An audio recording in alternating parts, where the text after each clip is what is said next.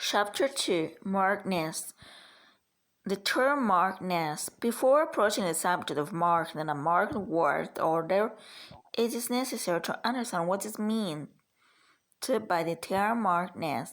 It is a linguistic term referring to the relation between constructions, rules, and features said to be marked and others said to be unmarked.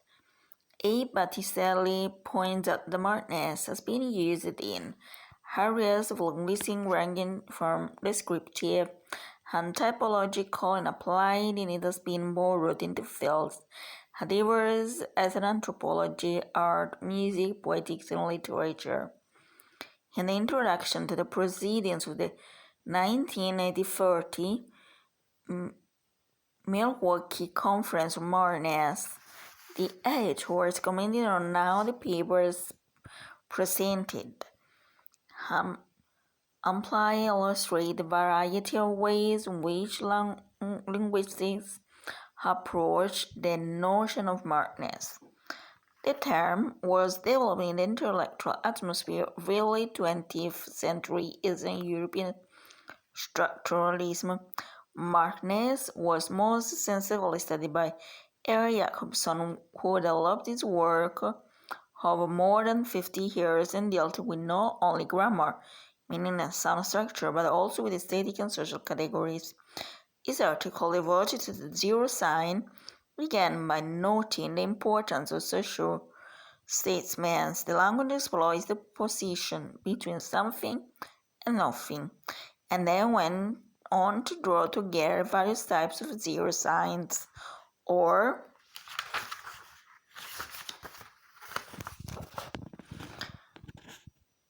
marking in morphology, syntax, grammar, and stylistics. With regard to word order, be claimed that in Russian there is a primary word order which is opposed to its various inversions. Thus, the subject-verb-object order and adjective-noun order simplify word order with zero value, unmarked word order.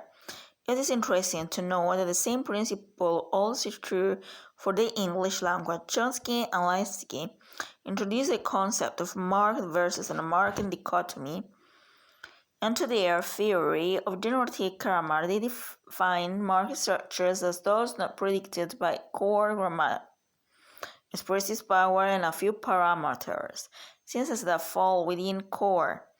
In their opposition, the core grammar is contrasted with the marked periphery. Greenberg, in a search for language universals, described frequency in the language as a way of distinguishing unmarked, more frequent, from more marked, less frequent. As frequent, not frequent. Although admitting that the proposal is not perfect, he concludes that hallmark nonetheless a precise definition of frequency serves as the most useful diagnostic.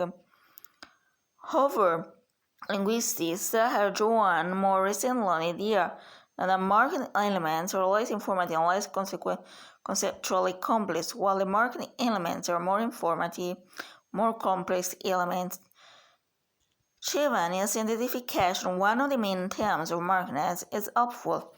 She observes that keyword unifying all kinds of markedness, its informativeness. Much markedness as in fact taken on a semiotic viewpoint, dealing with information content and communicative dynamism of marked versus unmarked element. Colley equates unmarked with normal and unmarked with special or exceptional holiday, and as functional grammar inserts the verb marked and unmarked into its sentence in each word, thus developing the work of the Prague School and European functional tradition. He says that every distinction that is recognized as grammar, every set of option or systematic terms, means some contribution to the form of wording. Each instance in the unusual represents a choice. According to Halliday, therefore, writer speaker makes a choice which marked and unmarked elements. More recently, Gibbon states that the marked category tends to be cognitively more complex in terms of attention, mental effort, or processing time than the unmarked one.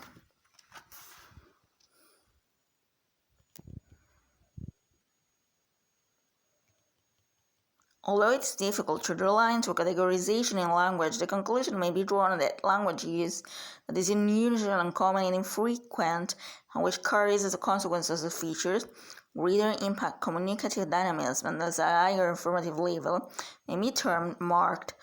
Language use that is basic, normal, and frequent may be termed unmarked. In conclusion, the definition given in the dictionary of grammatical terms in linguistics will be used as a guiding principle in reference to marked word order. Marked form, a form or construction which is regarded as less central or less natural than a competent one on any of various grounds, such as a lower frequency, more limited distribution, moreover morphological marking, greater semantic specificity, or greater rarity in language generally.